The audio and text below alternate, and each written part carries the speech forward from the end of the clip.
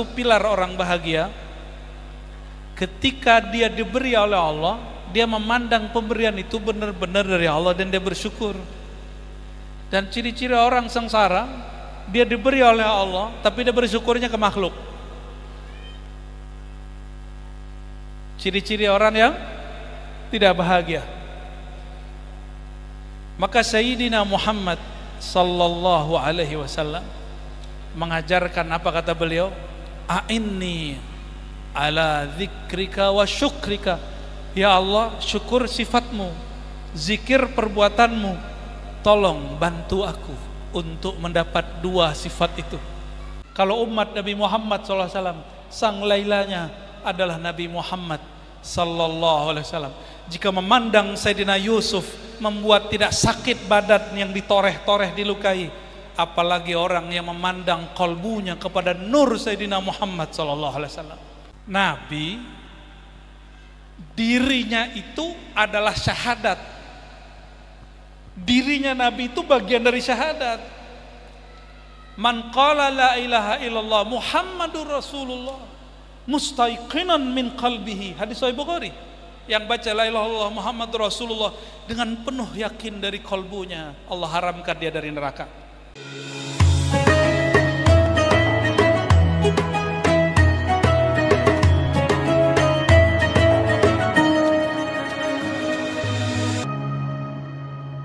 Ij'alni minasyakirin, jadikan aku orang bersyukur.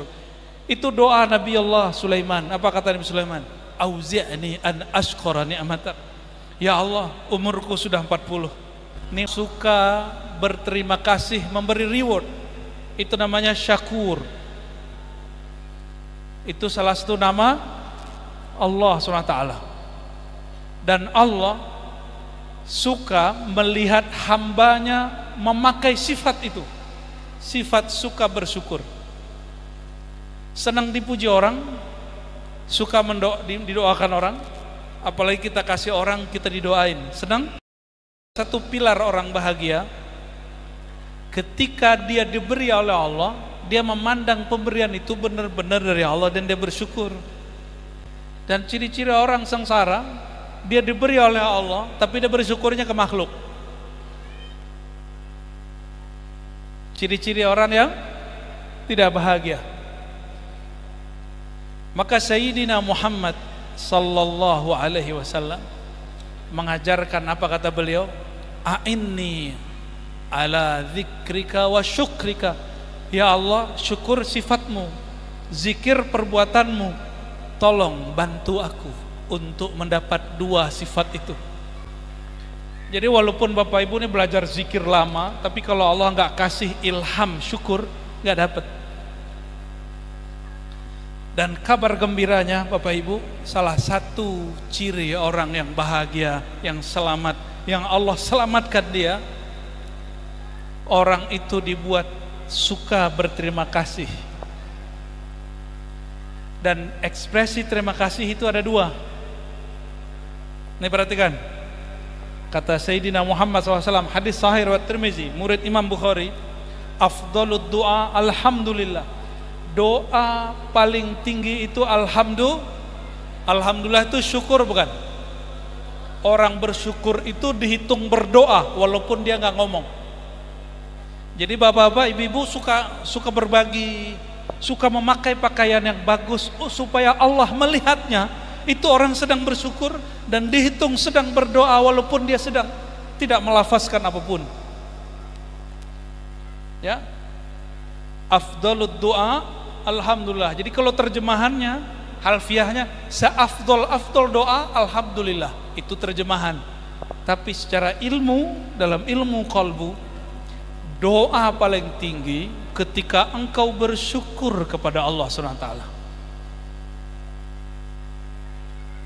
Dan yang kedua, lam yashkurillah man lam yashkurin nas. Tidak disebut bersyukur kepada Allah kalau belum bersyukur, berterima kasih kepada makhluk. Makhluk yang paling berjasa kepada kita siapa?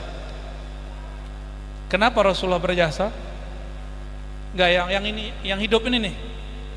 Yang berjasa guru, orang tua atau paman atau tetangga? Orang tua ya? Bener. Serius. Secara zahir orang tua. Tapi orang tua kalau doain anaknya, paling doa cuma duit.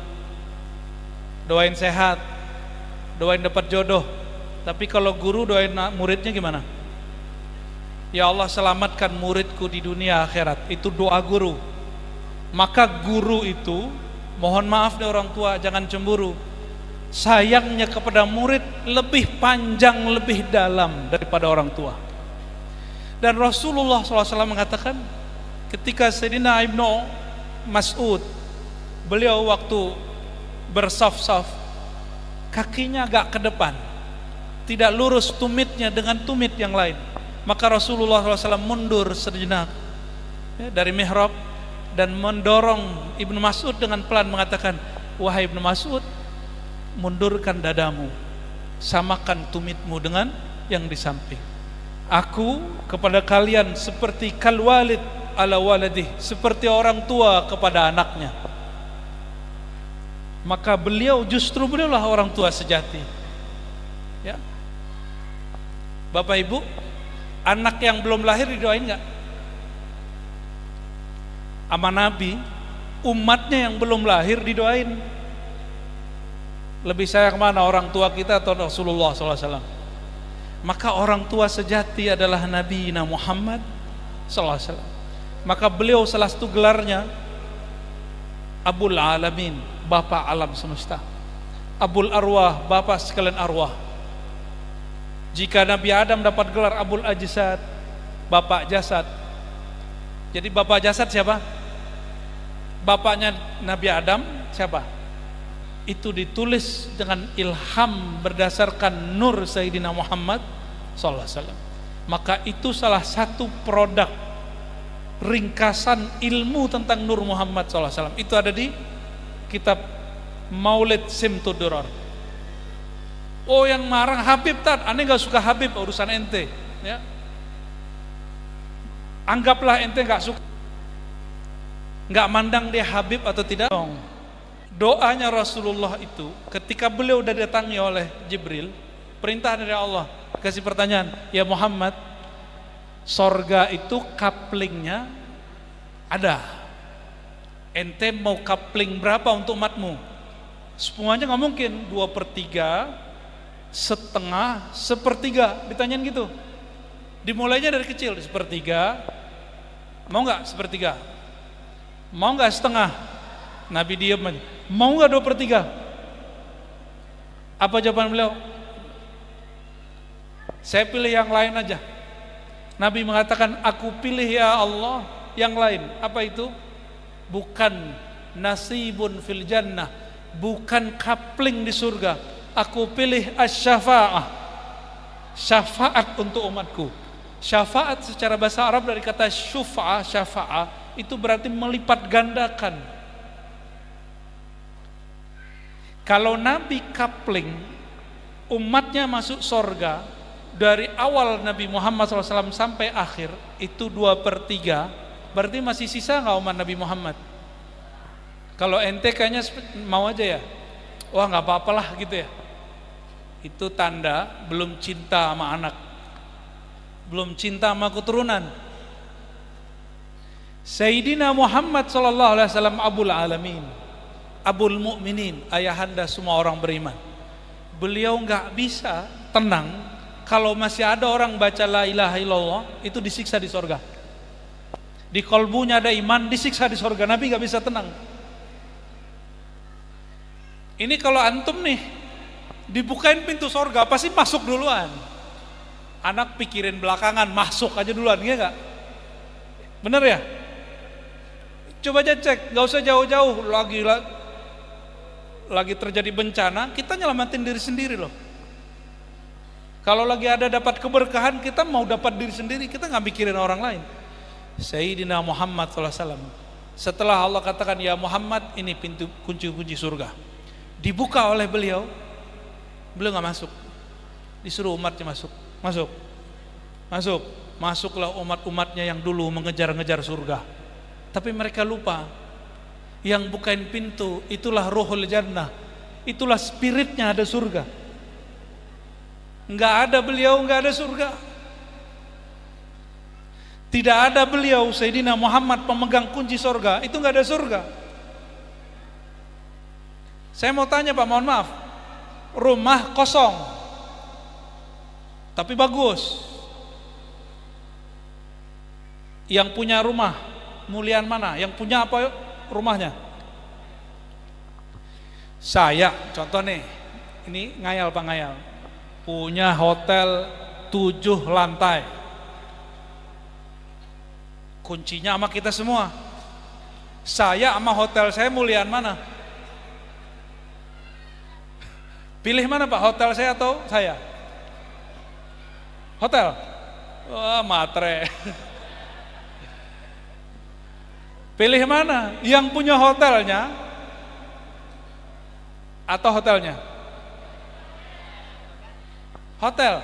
Yang punya hotel. Ini pertanyaan ilmu ma'rifat itu, analog. Pilih masuk surga atau pilih bersama yang megang kunci surga? Serius. Sudah berapa sholawatnya hari ini? Sudah berapa sunnah dihidupkan hari ini? Sunnah itu bukan hanya pakai sarung Pak, itu udah pasti, itu nutup aurat. Bukan hanya zikir pagi sore, itu udah pasti. Senyum ke orang, jangan senyum sendiri. Senyum tuh ke orang. Jangan senyum-senyum sendiri Pak. Ibu jangan senyum sendiri ya, nanti saya khawatir. Apalagi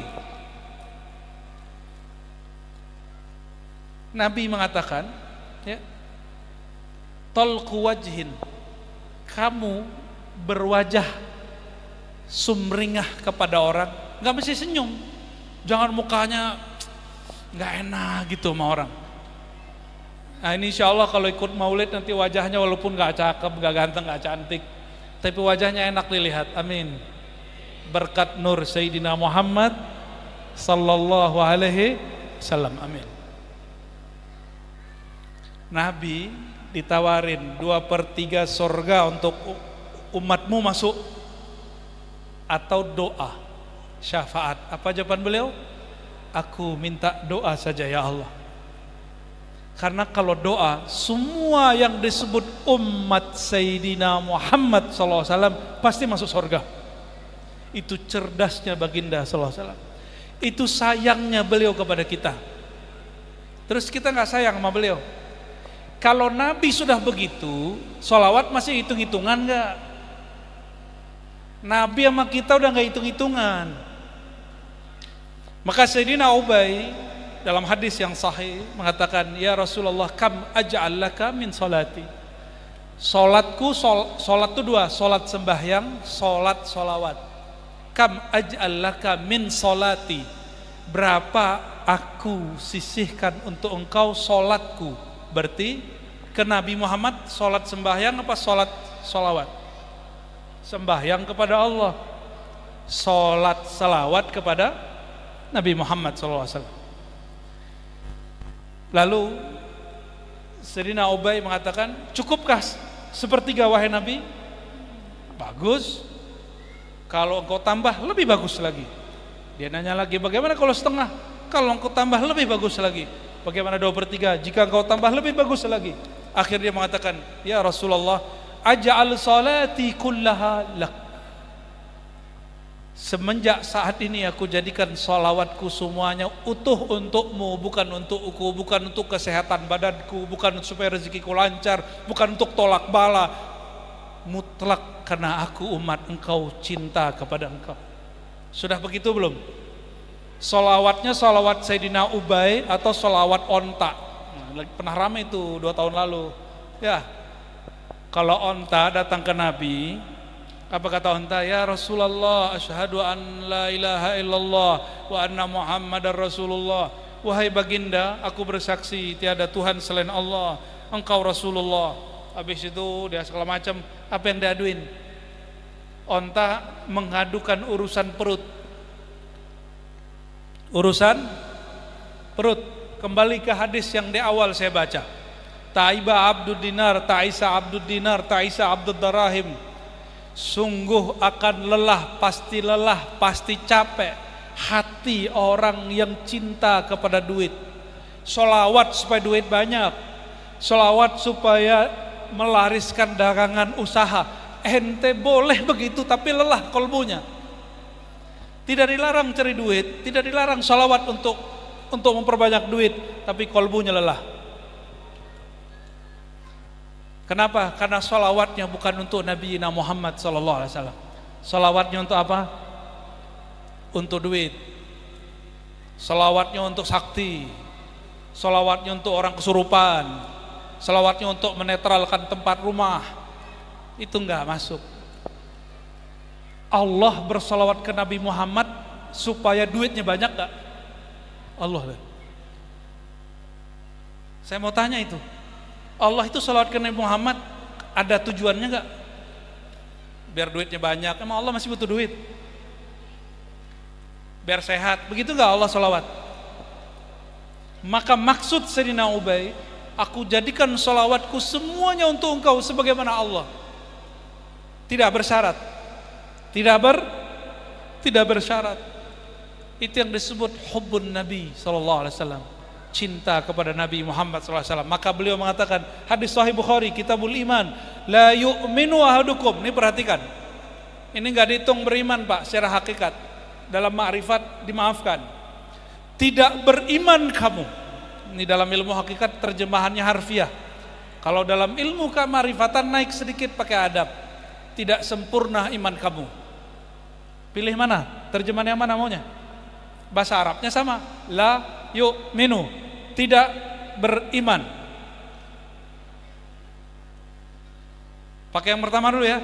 Tidak beriman kamu hatta akuna ahabba ilaih min walidihi wa waladihi wan nasi ajma'in. Hadis Abu Hurairah, riwayat Bukhari, Kitabul Iman. Kamu tidak dihitung beriman, tidak dianggap beriman, tidak sampai kepada derajat iman yang sebenar-benar iman, sehingga aku lebih dicintainya daripada saudaranya, daripada orang tuanya, walidihi wa waladihi, anaknya, hartanya, dirinya, semuanya. Jadi kalau sholawat mohon maaf masih untuk urusan duniawi, kita belum cinta sama Rasul SAW. Boleh. Maka saya mengajak kepada para ulama, para habaib, pemimpin sholawat, pemimpin majlis, kalau buka majlis, coba katakan mari kita bersolawat untuk menumbuhkan, memupuk rasa cinta. Jangan ngomong begini lagi, ayo sholawat, yang utang segera lunas. Itu udah biasa Pak, itu udah bertahun-tahun begitu. Yang sakit supaya sehat, ya, yang jomblo supaya, itu bagus, itu gak usah dihilangin, tambahin di depannya. Itu namanya manfaat sholawat, bukan tujuan sholawat. Manfaat itu lain dengan tujuan. Manfaat air dengan tujuan minum air kan beda. Manfaat majlis, hati tenang, rezeki lancar, dapat pahala. Tapi tujuan bermajlis, kenal Allah, kenal Rasulullah sallallahu alaihi. Kalau sudah kenal pasti dapat syafaat, itu tujuannya. Sepakat? Ya. Tapi kalau nanti ada yang masih begitu, diam aja ya. Diam aja. Itu urusan kami lah itu ya. Biar urusan ustad lah itu. Bagus, tapi kita pengen yang lebih bagus. Karena kalam beliau, la yu'minu ahadukum, itu betul-betul mencekam bagi saya. Ya, bagi kami, Nabi ketika mengatakan kamu tidak disebut beriman sampai aku lebih dicintainya, berarti sholawatnya mesti mutlak untuk Nabi Muhammad SAW. Perjuangannya dihadiahkan untuk Nabi Muhammad SAW. Udah 10:30 Pak.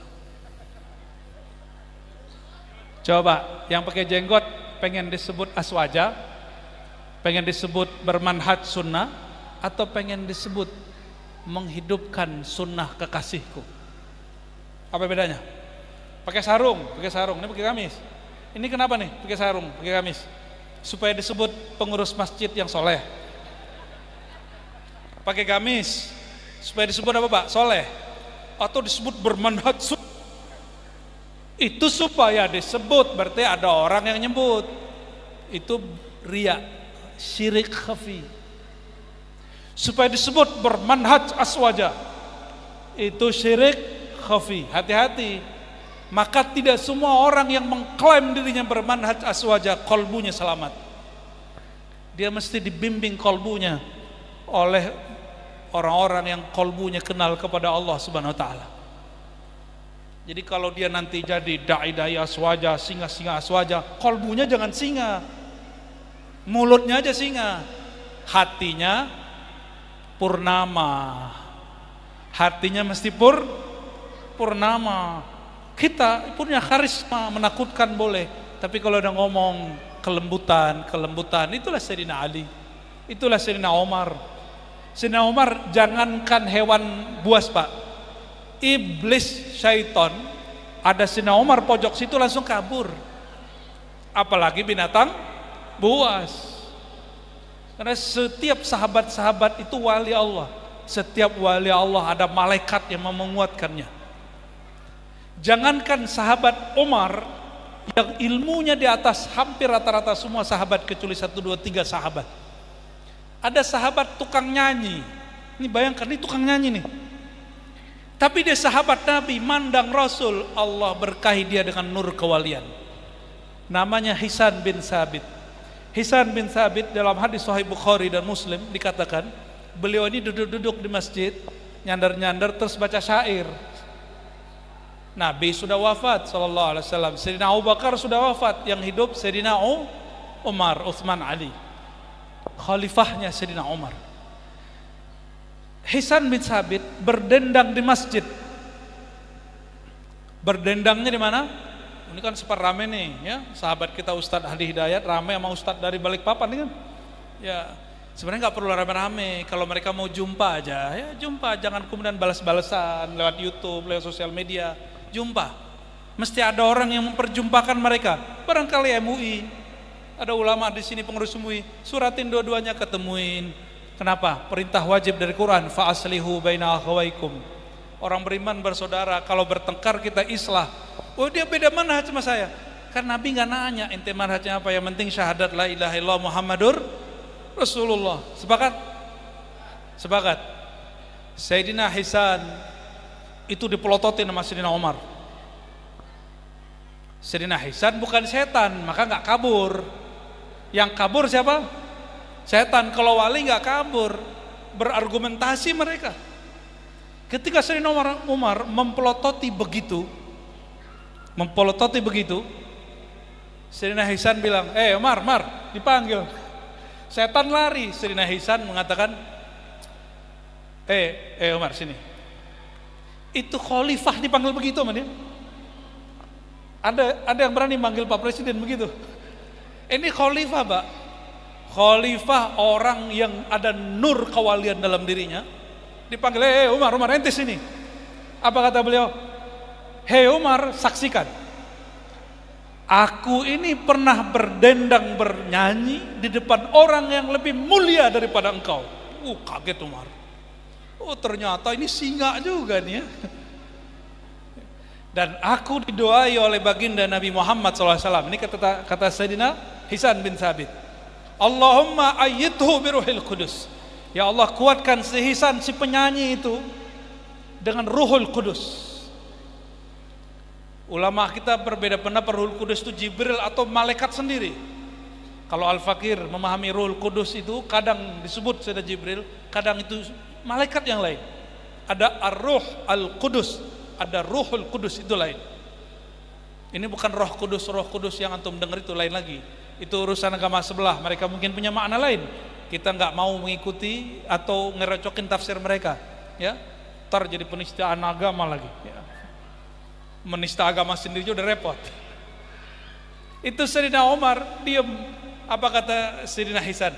Abu Hurairah, ishad, kamu menyaksikan waktu aku berdendang di depan orang yang lebih tua, lebih mulia daripadamu, hai Umar. Sayyidina Hisan ini lebih tua dari Nabi.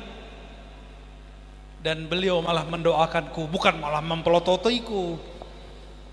Wah, itulah dalil boleh berhadroh di masjid, Pak. Cuma jangan kenceng-kenceng musiknya, ya. Yang lembut, maka disebut hadroh. Apa makna hadroh? menghadirkan orang yang kita sebut-sebut namanya, yaitu Sayyidina Muhammad SAW. Kalau tutak itu nggak ada Pak, udahlah suaranya nggak jelas, ya, pikiran kita jadi kemana-mana, kita malah jadi juri. Wah kayaknya pukulannya nggak bagus, ini nggak bagus, ini. Ya jadi begitu kan. Saya nggak tahu tadi, semoga tadi bagus ya. Coba pengalaman kemana-mana pergi, rata-rata kesemangatan tuh anak-anak ya. Mungkin maksudnya menyenangkan orang, tapi nggak diajarkan ada adab hadrah maulid, ya, pukulannya. Maka orang Banjar menyebutnya Banjari. Orang Banjar biasa kalau bermaulid pukulannya lembut nggak? Nah itu ngikutin ketukan kolbu. Ya, selamat buat bubuhan Banjar. Ada bubuhan Banjar sini. Oh banyak ya. Ya ulun pun sering ke sono ya. Alhamdulillah.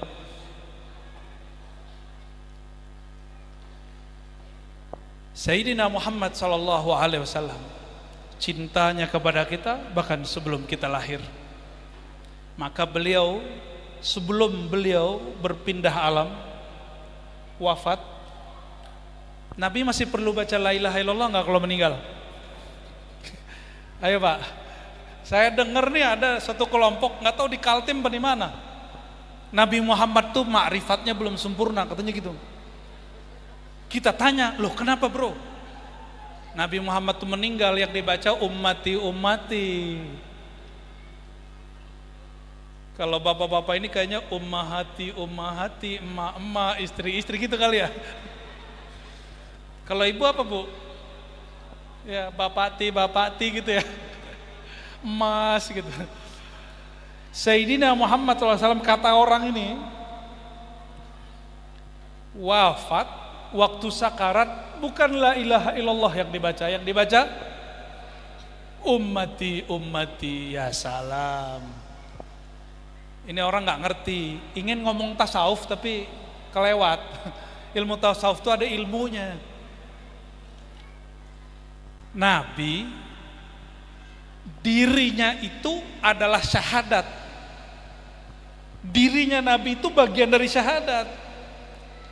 Man qala la ilaha illallah Muhammadur Rasulullah mustaiqinan min qalbihi, hadis Sahih Bukhari. Yang baca la ilaha illallah Muhammadur Rasulullah dengan penuh yakin dari kalbunya, Allah haramkan dia dari neraka. Ya, itu beberapa riwayat di Abu Daud, di Tirmizi, di Ahmad. Kalau kita gabung itu dahsyat. Maka Nabi itu bagian dari syahadat. Setengah syahadat itu diri beliau. Masih perlu syahadat gak waktu meninggal? Masih perlu syahadat? Kunci sorga di tangannya, dirinya bagian dari syahadat. Masih perlu baca la ilaha illallah enggak? Udah di tangan.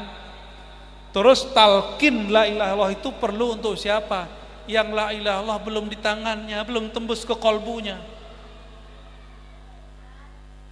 Maka Nabi SAW meninggal gak perlu baca la ilaha illallah Muhammadur Rasulullah. Beliau orangnya kok kan lucu juga, la ilaha illallah ana Rasulullah, kan lucu Pak. Coba ente bayangin deh ya, la ilaha illallah ana Rasulullah, tiada Tuhan selain Allah, aku Rasulullah, terus meninggal. Lucu gak tuh? Bagi saya itu lucu, walaupun itu agak lucu.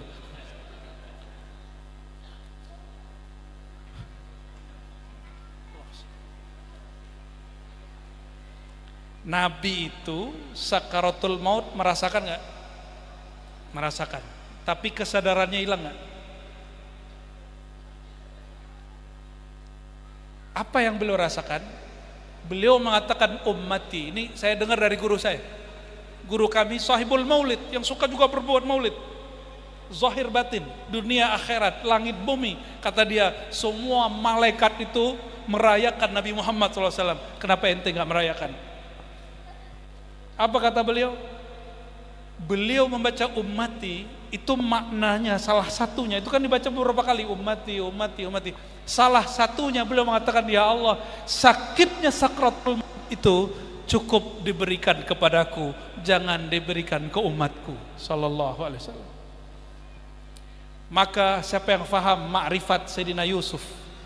Sayyidina Yusuf, Bu, wajah saya enggak seganteng Yusuf, Bu. Tapi saya nggak cantik, ganteng Bu. Kalau Nabi Yusuf lewat di depan ibu-ibu sosialita, di balik papan, ibu-ibu dikasih nih pisau sama buah. Itu yang kebelah bukan pisau, bukan buah, yang kebelah tangannya. Berasa sakit kalau Nabi Yusuf lewat? Enggak. Kenapa enggak sakit? Sibuk bi jamali Yusuf, masyghul bi Laila, masyghul bi Yusuf. Maka ada syair para wali Allah. Apa kata mereka? Ana masyghul, ana masyghul, ana masyghul bi Laila. Aku masyghul, aku sibuk dengan sang Laila. Aku sibuk dengan Yusuf. Kalau umat Nabi Muhammad SAW, sang Lailanya adalah Nabi Muhammad sallallahu alaihi wasallam. Jika memandang Sayyidina Yusuf membuat tidak sakit badan yang ditoreh-toreh, dilukai, apalagi orang yang memandang kalbunya kepada nur Sayyidina Muhammad sallallahu alaihi wasallam. Maka mulai dari sekarang salawatnya dibanyakin, jangan pakai ngitung. Ngitung boleh 1000 tapi jangan hitung-hitungan. Pagi 100 tapi jangan dipakar. Kalau udah 100 berhenti, enggak. 100 itu latihan minimal. Jangan hitung-hitungan buat Rasulullah SAW, karena beliau enggak pernah hitungan. Semakin orang itu mabuk mencintai Nabi Muhammad SAW, semakin dalam rindunya kepada Nabi Muhammad SAW, semakin tidak merasakan sakitnya sakaratul maut. Mau husnul khatimah? Mau meninggal seperti putri cantik, putri Cinderella? Ya, bukan, jangan. Salah satu wali Allah ngomong ke saya begini, kalau engkau kenal Allah, kenal Rasulullah, cinta Allah, cinta Rasulullah, matinya seperti orang tidur. Kita kalau dari jaga ke tidur kesakitan apa kesenangan? Kita senang, Pak. Kapan taunya? Pas bangun tidur. Betul? Kapan taunya? Bangun tidur baru berasa. Dari jaga kepada tidur ada masa kita kemudian agak fly. Itu mata sakarat. Tapi sakaratun naum. Sebelum tidur matanya kemana-mana gak? Punya istri gak Pak Ketua? Istrinya kalau mau tidur matanya mau tidur, benar ya? Ya. Ada yang mau lagi mabuk, itu namanya sakaratun naum, sakarat tidur. Tidur itu ada sakaratnya. Sorry, yang ngantuk-ngantuk gimana sakaratnya? Gitu ya. Padahal nggak ada yang narik kepala dia, nggak ada yang ngewel juga, tapi kepalanya turun. Itu sakarat itu. Lagi ngantuk-ngantuk diganggu orang, marah nggak? Oh, sakit itu. Sakit itu. Bayangkan orang yang cinta Nabi Muhammad SAW, dia tidur tidak ada sakaratnya, bahkan tidak ada sakaratul naum, apalagi sakaratul maut. Kenapa? Sudah ditebus oleh beliau SAW dengan kata beliau waktu sakarat, ummati ya Allah, umatku, tolong jangan sampai merasakan ini. Maka seandainya pun berasa, berarti cintanya belum dalam-dalam amat. Disitulah perlu talqin sebelum meninggal, waktu sakarat. Sebelum sakaratul maut wajib belajar ilmu talqin, supaya nanti saat ditalqin itu guru membimbing lisan dan kolbu kita baca nama Allah. Itu disebut talqin zikir, dan itu wajib. Hukumnya apa? Dalilnya Quran, fa'lam annahu la ilaha illallah, itu dalil wajib talqin zikir. Surat Muhammad ayat 19. Surat Muhammad ayat 19 itu kata ulama kita, guru-guru saya, itu Ar-Razi, wajib talqin ada di ayat itu. Kalau Allah sudah ngomong itu wajib, perintah, masih ngeles. Oh saya nggak mau ikut thariqat, kan nggak perlu. Talqin itu nggak mesti lewat thariqat, bisa lewat ilmu hadis, bisa lewat Quran, atau datang ke ulama ahli zikir bilang, saya nggak mau masuk thariqat Ustadz, tapi saya mau talqin. Udah talqin aja sama Ustadz, ditalqin nanti tuh. Nama torikoh itu nama dari ulama yang menyusun tata cara. Tapi talqinnya dari siapa? Dari Nabi Muhammad sallallahu alaihi wasallam. Orang yang enggak ditalqin waktu dia sadar, susah ditalqin waktu dia sakaratul maut. Ya. Oleh karenanya Al-Imam Al-Arif Billah Sultanul Aulia Syekh Abdul Qadir Al-Jailani mengatakan dalam Sirrul Asrar, wajib dua hal, at-taubah wa talqin. Taubat dan talqin. Barangkali itu Bapak Ibu, semoga cinta kita kepada Rasulullah SAW tambah besar, tambah subur, maulid tambah ramai, maulid dipenuhi dengan ihya'us sunnah, menghidupkan sunnah Nabi SAW. Sunnah zahir sudah banyak diamalkan, sekarang kita menunggu ulama-ulama menghidupkan dengan jamaahnya muridnya sunnah-sunnah qalbu, sunnah-sunnah kearifan, sunnah-sunnah yang ada di al-asma'ul husna. Allahumma ahyi as-sunnah fi qulubina. Allahumma ya Allah, angkat tangan.